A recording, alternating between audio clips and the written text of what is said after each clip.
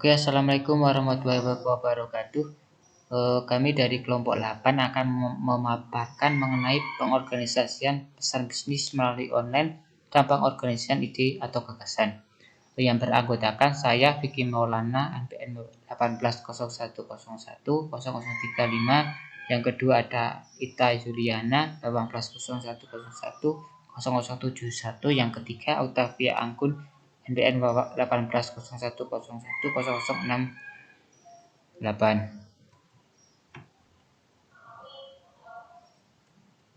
Kemudian penyebab pesan-pesan tidak terorganisasi dengan baik.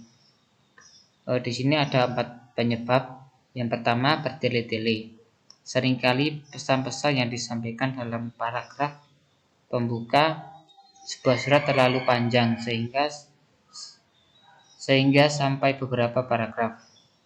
Oleh karena itu, paragraf pembuka dalam penyampaian pesan bisnis yang bertele-tele akan memberikan kesan yang kurang baik terhadap si penerima. Oleh karena itu, apa yang disampaikan dalam paragraf pembuka harus bersifat netral dan memberikan kesan yang positif. Paragraf pembuka juga berfungsi sebagai pengantar dalam memasuki substansi penyampaian pesan bisnis. Kemudian faktor berikutnya yang menyebabkan pesan bisnis tidak terorganisasi dengan baik adalah masukkan bahan-bahan yang tidak relevan pada pesan yang disampaikan kepada penerima pesan atau pembaca. Kemudian penyebab selanjutnya menyampaikan ide secara tidak logis. Mungkin diimplementasikan dalam situasi dan kondisi yang normal. Kemudian yang keempat, substansi pesan yang terlupakan dalam korespondensi bisnis. Hal penting produk pokok dan relevan yang seharusnya menjadi fokus pokok pembahasan atau kajian dalam penyampaian pesan-pesan bisnis. Kemudian pentingnya pengorganisasian yang baik. Apa sih yang perlu diperhatikan dalam pengorganisasian pesan bisnis yang baik? Yang pertama, subjek dan tujuan penyampaian pesan-pesan bisnis harus jelas.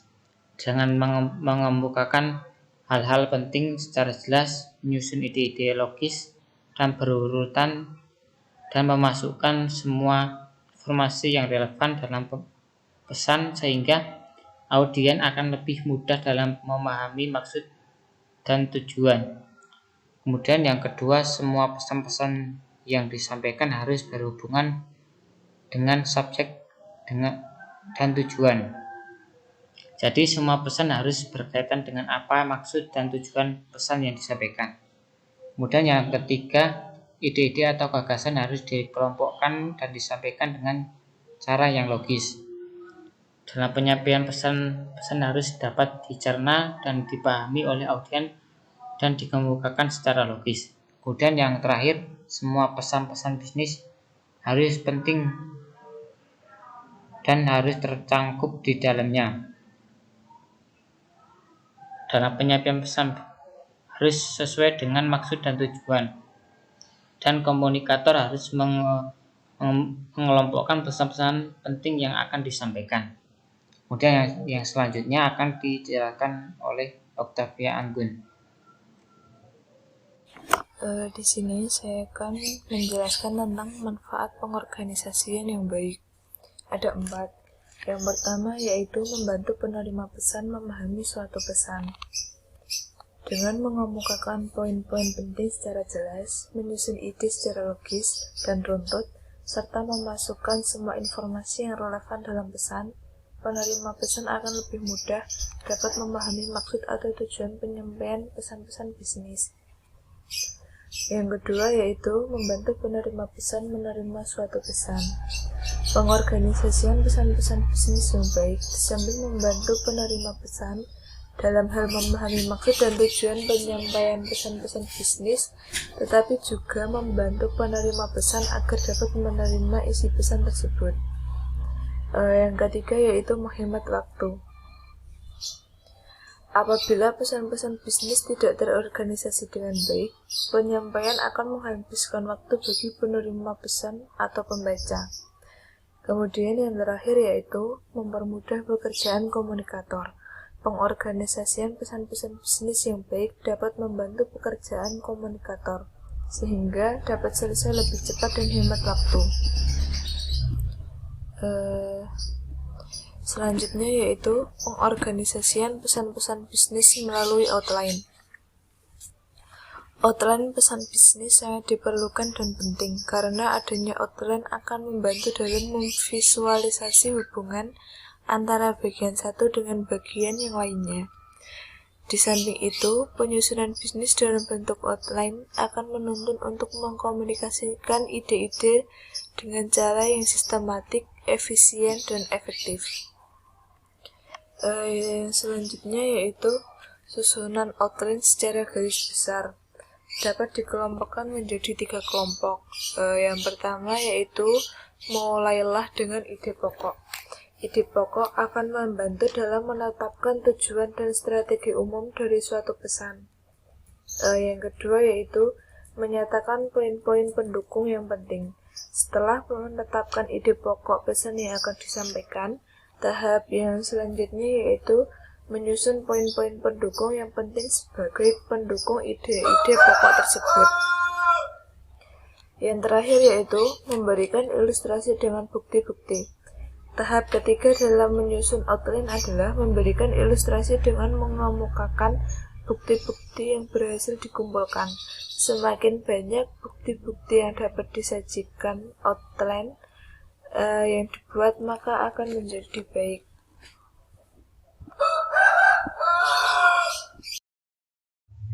Nah, kemudian yang selanjutnya ada menentukan urutan dengan rencana organisasional. Nah, setelah Anda mendefinisikan dan mengelompokkan ide-ide, Anda itu siap untuk memutuskan bagaimana urutannya yang sesuai dengan rencana organisasional.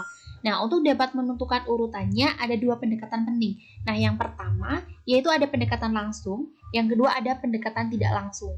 Nah, gunakan pendekatan langsung apabila reaksi pembaca itu cenderung positif atau menyenangkan. Sebagai contoh, pimpinan perusahaan itu menyampaikan suatu penghargaan bagi karyawan yang berprestasi, memberikan promosi jabatan, atau memberikan insentif bonus bagi karyawannya.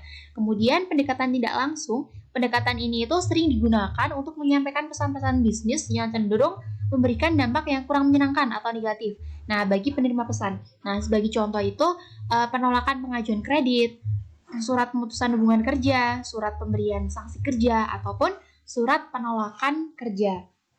Kemudian yang selanjutnya yaitu ada proses penulisan pesan bisnis. Nah, proses penulisan pesan bisnis di sini ada 4. Nah, yang pertama yaitu direct request. Nah, jenis penyampaian pesan yang sering digunakan itu adalah direct request, langsung pada yang dituju. Nah, pada dasarnya penulisan direct request itu langsung pada permintaan atau permohonan yang memerlukan penanganan secara segera kepada pihak lain. Nah, seperti contohnya itu memo. Kemudian yang kedua ada pesan rutin atau good news.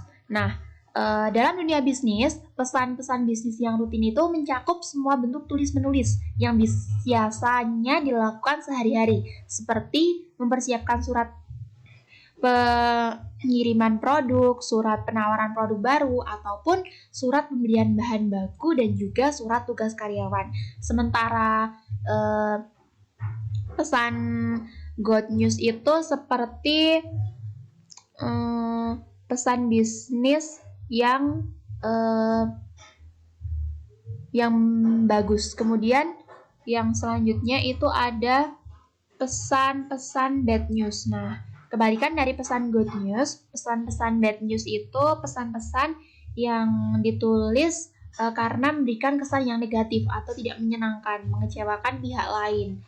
Nah, kemudian yang selanjutnya ada pesan-pesan persuasif. Nah, di sini pesan-pesan persuasif itu bila pembaca itu benar-benar sangat tidak tertarik dengan pesan-pesan bisnisnya, atau pesan persuasif ini dapat digunakan dan pendekatan yang digunakan itu ada pendekatan yang tidak langsung. Nah, sebagai contohnya itu menggunakan pendekatan antara lain menawarkan produk baru, melakukan penagihan pinjaman, ataupun negosiasi. Nah, proses penulisan pesan bisnis ini untuk jenis laporan dan presentasi dapat juga menggunakan pola yang lebih mudah atau informasional yang hanya sekedar menyajikan fakta-fakta yang berhasil ditemukan. Kemudian untuk pesan-pesan informasional yang paling jelas memiliki ide-ide pokok atau main ID yang selanjutnya dikembangkan ke dalam sub-sub topik yang disusun sebagai kronologi secara geografis ataupun tingkat kepentingannya. Sedangkan proses presentasi analitis itu secara analitis yang didesain ke arah kesimpulan yang jauh lebih rumit atau jauh lebih sulit. Kemudian yang selanjutnya di sini ada pengkoordinasian ide atau gagasan. Nah, untuk pengkoordinasian ide atau gagasan itu ada beberapa. Yang pertama yaitu ada waktu atau kronologi. Nah, dalam hal ini pengkoordinasian ide itu diurutkan mulai dari waktu kejadian, di mana dari kronologi kejadian waktu yang paling awal. Kemudian yang kedua ada klasifikasi atau pengelompokan. Klasifikasi atau pengelompokan. Nah, pengkoordinasian ide itu dapat dilakukan berdasarkan kategori atau kelompok. Sebagai contoh, pengelompokan didasarkan dari usia, umur, pendidikan, maupun jenis kelamin. Nah, kemudian yang selanjutnya ada tingkat pentingnya. Nah, di sini tingkat pentingnya pengorganisasian ide itu dapat dilakukan berdasarkan urutan tingkat atau tidaknya. Nah, di mana Anda itu dapat menerapkan suatu ide mulai dari yang terpenting diikuti dengan ide yang tingkat pentingnya semakin menurun hingga yang terendah. Dengan kata lain, pendekatan ini itu lebih menekankan pada dasar skala prioritas. Kemudian perbandingan dan kontras perbedaan. Nah, untuk perbandingan dan kontras perbedaan itu, pengorganisasian suatu ide atau gagasan dapat dilakukan dengan membuat perbandingan dan kontrasnya. Nah, perbandingan dapat dilakukan dengan menjelaskan persamaan perbedaan, kebalikan dan keburukannya, kelebihan atau kelemahannya, serta keuntungan atau kerugiannya. Sedangkan untuk sebab akibat, yaitu pengorganisasian ide atau gagasan dapat dilakukan berdasarkan hubungan sebab akibatnya. Nah, dalam hal ini, suatu gagasan atau ide itu dapat dimulai dengan mengungkapkan penyebab suatu kejadian atau peristiwa, kemudian diikuti dengan akibat yang ditimbulkannya. Kemudian yang selanjutnya ada masalah dan solusi. Nah, masalah dan solusi ini dalam pengkoordinasian suatu ide atau gagasan dapat dilakukan menggunakan masalah atau solusi problem solving. Nah, dalam hal ini Anda dapat mengidentifikasi pendekatan ide yang ada, lalu masing-masing masalah tersebut dicarikan alternatif solusinya. Sebagai contohnya nih, penjualan suatu produk mengalami penurunan hingga 20%. Apa yang harus dilakukan oleh perusahaan? Nah, dalam hal ini, manajer pemasaran tentunya harus melakukan evaluasi atas faktor-faktor penyebab menurunnya penjualan sebesar 20%. Nah, itu sekian presentasi dari kami. Bila ada penyampaian yang kurang jelas ataupun yang kurang, kami mohon maaf. Wassalamualaikum warahmatullahi wabarakatuh.